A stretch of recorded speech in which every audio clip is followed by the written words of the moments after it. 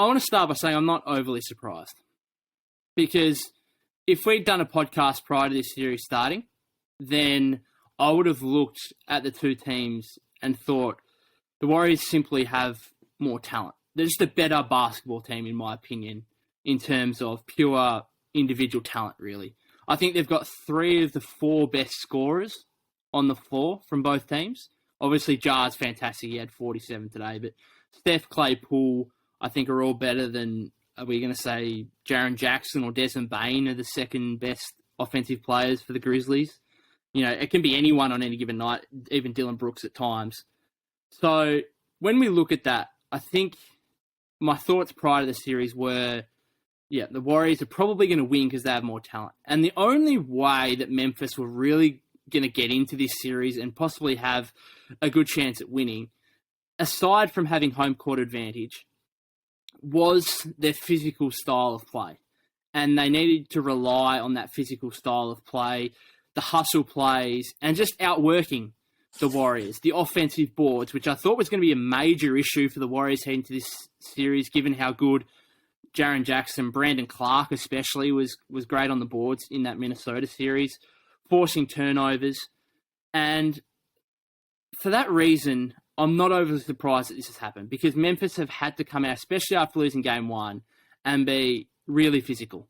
Because I think that's their only real way of actually winning and competing in this series.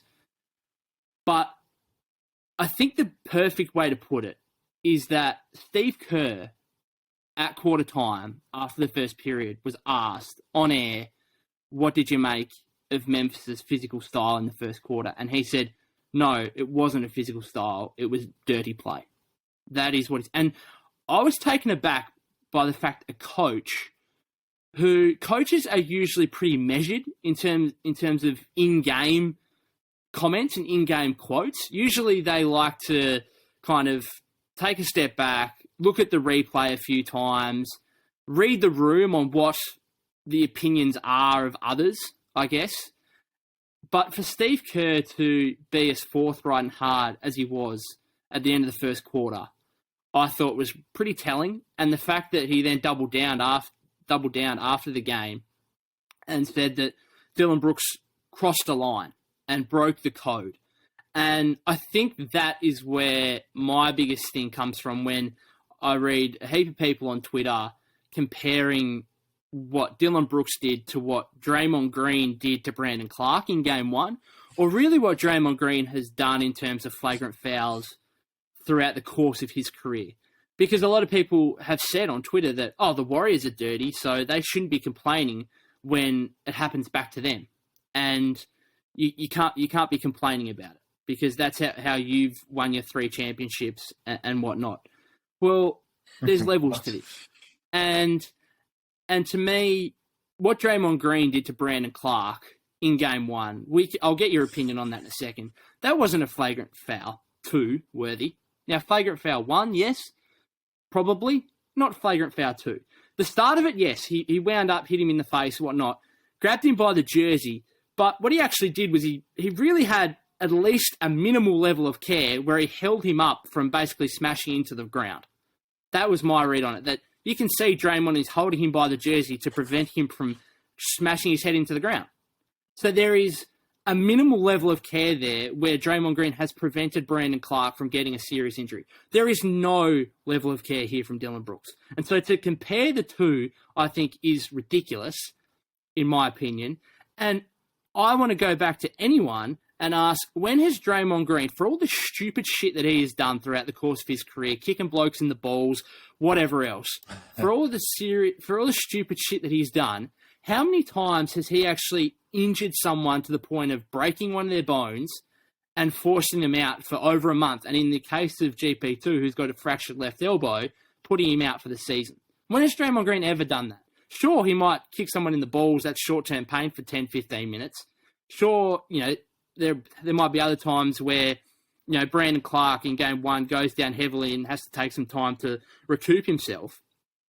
But name a time for me where Draymond Green, or any other Warrior for that matter, has purposely injured a player and put them out for over a month we have to rewind to Zaza Pachulia in 2017. Zaza Pachulia, that's what I was going to bring up. But that's 5 years ago. That is 5 years ago is how long we have to go back.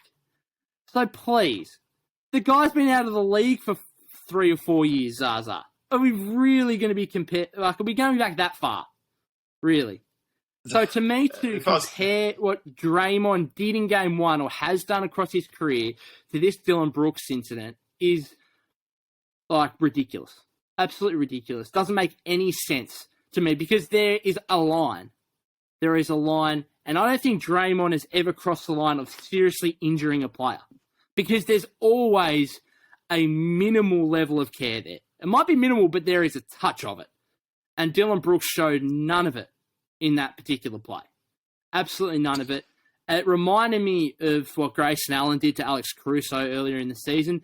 And another comparison I want to make with that is that we're talking about a guy here who, as you mentioned before, has battled his way into this league, has played the best season of his NBA career by far so far, has developed himself into a rotational playoff guy who is now starting for the was starting in this series for the Warriors purely because of his expertise on the defensive end against Ja Morant.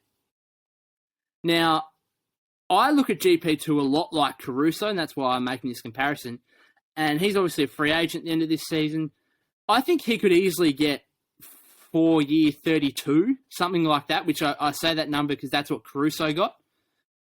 But now he doesn't have the opportunity to play big in these big playoff games and do it on a global stage and in front of 29 other teams who he could be auditioning for to get, a reasonable contract from. So instead of getting 4-year 32, he might end up getting 2-year 10. And then if I'm him, I'm looking at Dillon Brooks and thinking, mate, you just cost me probably $20 million. There's a good chance that Dillon Brooks could have cost Gary Payton II millions of dollars. It might be 5, might be 10, might be 20. So when these role players get injured, we're talking about guys who they're not on max contracts. When Klay Thompson goes down Game 6 of the 2019 NBA Finals, everyone knows, okay, yeah, it sucks. He went down injured. Everyone knows the Warriors are going to give him a max contract, and regardless of his rehabilitation, it sucks, no doubt. But he's going to be on a 5-year, $170 million contract. Gary Payton II is literally fighting he's not fighting for a contract now because he's done enough this season to be in the league for the next couple of years at the very least. But it could be the difference between him getting, as I said, 4-year 32 and 2-year 10. And that's a lot of money for a guy who's had to battle his way into this league. So I'm disappointed. I think I'm always of the belief in these scenarios, I know it doesn't work like this, but I'm always of the belief that the perpetrator, Brooks in this instance, should be out for as long as the victim is. Now, I know that's not going to happen because GP2 is probably going to and that's not going to happen. Well, I'm the same, like, I honestly think that's how bad it is, but I know it doesn't work like that. But I still think Dillon Brooks should probably get maybe 2 to 3 games.